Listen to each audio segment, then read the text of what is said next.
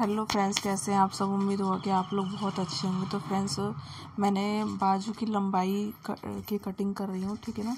बाजू की लंबाई हमने रख ली है। उसके बाद लंबाई रखने के बाद इस तरीके से हम इसको मिला लेंगे, ठीक है, सेंटर में। तो 10 इंच की बाजू है, फिर इसका सेंटर हम ले लेंगे और सेंटर लेने के बाद बॉटम पार्ट जो है उसको भी हम कर लेंगे, ठीक है।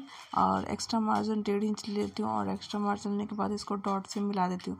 मतलब एक सिलाई लाइन मिला लेंगे हम और एक कटिंग लाइन मिला लेंगे, ठीक है। तो कटिंग लाइन और सिलाई लाइन दो पार्ट में अलग कर देंगे और अलग करने के बाद देखिए फ्रेंड्स, इसकी गोलाई हम इस तरीके से मिला लेंगे, ठीक है। तो एक गोलाई हम इस तरीके से ले लेंगे, ठीक है। तो एक गोलाई अंदर की ओर लेंगे और एक गोलाई बाहर की ओर लेंगे। इस तरीके से दोनों हम गोलाई कर लेंगे और दोनों गोलाई करने के बाद इस तरीके से इसकी जो अंदर का पार्ट है वो अंदर अलग कटेगा और जो बाहर का पार्ट है वो अलग कटेगा, ठीक है। तो पहले हम बाहर के पार्ट की कटिंग अच्छे से कर लेते हैं और बाहर के पार्ट की कटिंग अच्छे से कर लेने के बाद जो हमारा अंदर का पार्ट है उसको, मतलब आगे का जो पार्ट होता है उसको कट करने के लिए, आगे के पार्ट को कट करने के लिए इसको पहले फ्रंट खोल लेंगे और खोलने के बाद एक गोलाई अंदर की साइड से हम निकाल लेंगे। तो देखिए इस तरीके से मैं कपड़े के आराम से इसको इस तरीके से निकाल लेती हूँ और निकालने के बाद देखिए फ्रेंड्स, जो ये हो गया, उसके बाद हमारा दोनों मतलब बाजू का जो कट है वो मिल चुका है।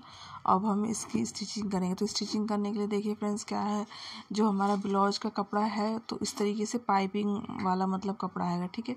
तो पाइपिंग वाले कपड़े के लिए हमें क्या करना होता है, इस तरीके से इसको बिठा लेना होता है, ठीक है। तो इसको बैठाने का देखिए ट्रिक इस तरीके से होता है कि इसको इस तरीके से सेंटर इसका हमें मिला लेना चाहिए, ठीक है। और सेंटर मिलाने के बाद हमको इसको इसके अंदर ऐसे दबा देंगे और दबाने के बाद कपड़ा एकदम स्मूथली इस तरीके से रखेंगे और रखने के बाद अपने को लाइनिंग पे एकदम अच्छे से लाइनिंग पे कॉर्नर पे चलाते चले जाना है।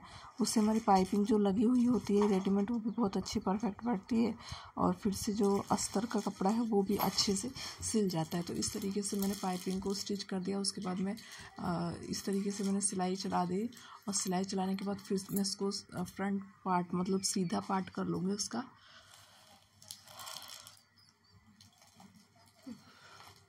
आगे के पार्ट को हम सेंटर में सीधा कर लेंगे। देखिए इतनी अच्छी तरीके से पाइपिंग इसकी बैठ चुकी है और पाइपिंग बैठने के बाद पाइपिंग को इस तरीके से बैठाने के बाद